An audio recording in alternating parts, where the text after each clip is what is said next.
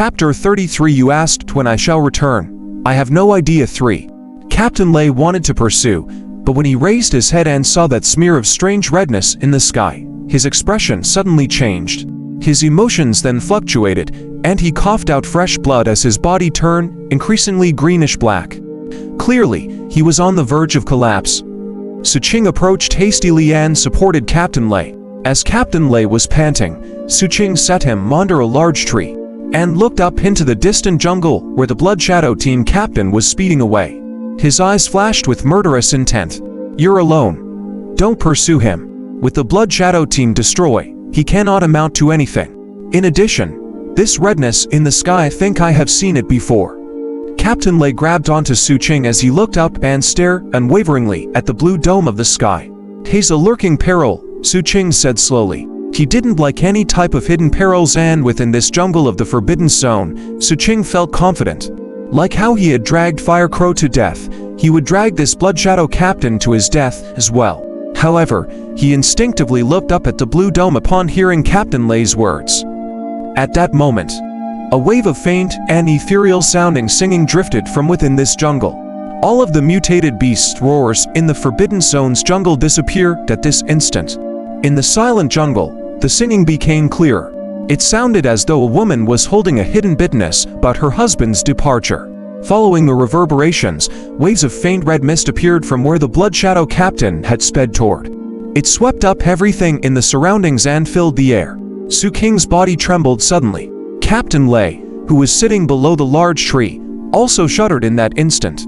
Both of them instantly looked toward the origin of the singing voice. It was just that the former was incomparably vigilant, while the latter seemed to be in a trance.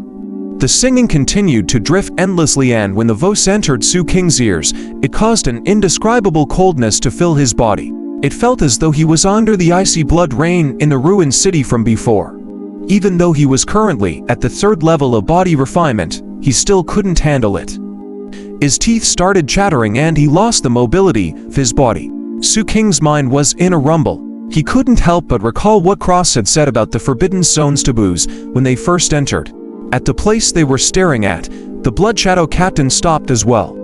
His body was shivering uncontrollably. It was as if there was something invisible approaching him at the moment, causing him to lose all strength to escape. Xu Qing personally saw wisps of white mist flowing out of the shivering Blood Shadow captain's 7 apertures, blending into the blood fog that pervaded the air. And in this process, the Blood Shadow captain's body swiftly withered and decayed until it turned into a dried corpse and shattered into dust. The fog covered the ground where it was and started spreading through the air toward Xu Qing and Captain Lei. With the nearing of the fog, Xu Qing's body trembled. Finally, he saw the cause of the Blood Shadow captain's death. It was a pair of bright red women's boots, and they looked very tattered. This is Xu Qing panted, and his eyes were wide open. He saw the pair of boots appearing in front of the distant fog, moving on its own on the soul and walking toward them step by step. There was nothing above the boots, only the singing voice with hidden bitterness, coming closer and closer. It was as though there was an invisible body of a woman wearing this pair of red boots, singing as she walked over. The voice became increasingly clear. The blood-colored boots walking on the soul were heading toward Xu Qing. This strange scene made Xu Qing's pupils constrict intensely. His body wanted to move, but it couldn't do so. It was as if the cold had frozen his entire being, making even his teeth rattle. He could only watch helplessly as the pair of blood-colored boots stepped closer until it was half a jong away from him. The threat of death covered all of Xu Qing's emotions in that instant. He wanted to step back, but he was powerless. Only the large amount of blood veins appearing in his eyes divulged his violent struggle at that moment. Just when the pair of blood-red boots was about to take another step nearer to him, at that very moment a trembling voice drifted over from beside Xu Qing. It was Captain Lei. Red peaches that you. The voice was hoarse and trembling with a hint of uncertainty. At that moment he spoke these words. The strange singing came to an abrupt stop. At the sigh, the boot that was lifted in the air stopped for a moment before changing direction unexpectedly. It was like the woman who was standing there had turned her body at that moment and looked at Captain Lei. Upon seeing this scene, Captain Lei's body trembled, and his breathing became unprecedentedly hurried. But at that moment, his exhausted body burst forth with leftover energy. There was an unprecedented glimmer in his eyes as he stared unwaveringly at the space above the pair of boots. It was as if in his eyes he could see someone incomparably important to him, a woman that was as important as his own life, standing there. She was separated from him by a void, by the world, by yin and yang. As they looked at each other, the strong Captain Lei had tears falling uncontrollably at that moment. You returned. His trembling body lifted a hand, as though he wanted to grab something. That pair of red boots slowly lifted as well and walked up to Captain Lei. They then bent over slightly. The invisible woman seemed to have squatted down gently in front of Captain Lei's body, letting his trembling hand touch her face.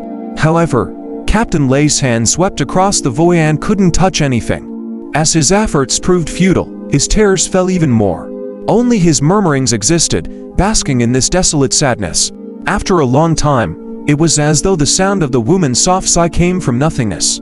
That pair of red boots then slowly straightened and gradually stepped back. It only adjusted its direction after it had retreated by 3 zhans. It bypassed Xu Qing and walked into the distance with the red fog following. You asked when I shall return. I have no idea. Asking about a return date, which seems uncertain. The fog hid the cruelty of the situation and the fog of singing distanced itself. The singing continued. With the hidden bitterness, the voice seemed to be filled with more agony and melancholy as it walked further away. Not only so, but the blood-colored fog also bypassed them. It seemed as though it was rolling and floated toward the distance. Only when the singing voice became weaker did the fog disappear completely. The voice then slowly dissipated as well. Xu Qing's body finally regained its mobility. He panted heavily and his eyes were filled with horror. The first thing he did was to turn around and look at Captain Lei, who sat there.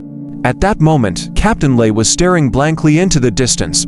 There was a dazed look in his eyes, and the tears still continued flowing silently. Xu Qing was silent. Whatever he wanted to ask, he couldn't get it out at that moment. After a long time, Captain Lei mumbled softly, "Do you find it strange?" Xu Qing nodded quietly. "D4. Cross told you that I'm one of the few who have heard that singing voice." Captain Lei looked into the distance and spoke slowly in a low voice. "Do you know that the singing voice in this forbidden zone is really strange? Most of the people who heard it had died, and only very few could survive. But if the person was able to survive it, then they would receive a gift from this forbidden zone. The next time the person hears this singing voice, it will let them see the person they miss the most in their entire life. I originally thought this was just a legend, and it was because of this legend that I've waited silently at the campsite for decades until my hair turned white. And today, I finally saw it." When Captain Lei spoke to this point, his entire being seemed to age by a lot. The wrinkles on his face stacked, and there was a sense of fragility emanating from his body. "Do you also have someone separated by yin and yang asterisk, and have someone you want to see? If you do, then don't learn from me. Don't wait here. Even if you see them, it's still futile in the end," Captain Lei muttered bitterly. He closed his eyes, and the tears streamed down the folds of his face ceaselessly, dripping on his lapels. Xu Qing was silent. He lifted his head toward the place where the voice disappeared to. In the depths of his eyes, recollection of his memory gradually emerged. There was someone he wanted to see too. Someone he really, really missed.